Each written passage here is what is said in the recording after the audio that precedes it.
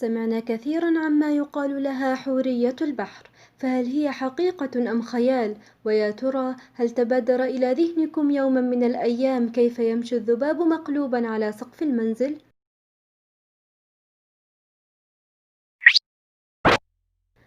سلام عليكم، كيف حالكم متابعينا؟ أهلا وسهلا بكم في قناة غيمة تيوب. اليوم سوف أتحدث عن الأساس العلمي لحوريات البحر.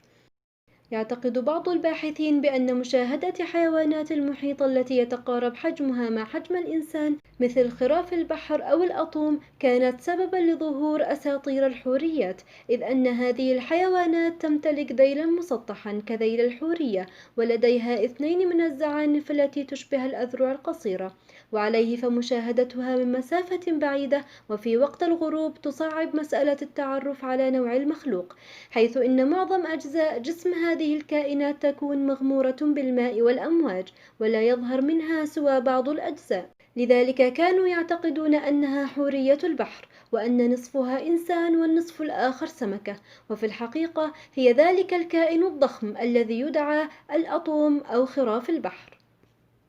يحتل الذباب المرتبة الرابعة لأكبر أعداد الحشرات الموجودة، إذ تم التعرف على حوالي 10,000 نوع منها، وتعتبر أيضا من بين أكثر أنواع الحشرات تقدما في التكيف البيولوجي والشكل، لذا تكيفت للنمو في جميع أنحاء العالم. كيف يمشي الذباب على السقف بدون أن يقع؟ يمكن للذباب المنزلي أن يمشي رأسا على عقب، فهي تستطيع أن تتمسك بجدار السطح بواسطة مخلبها اللزج، ويمكنه أن يمشي ويتمسك على كل الأسطح تقريبا بدءا بالزجاج حتى السقف، فسبحان الخالق جل في علاه.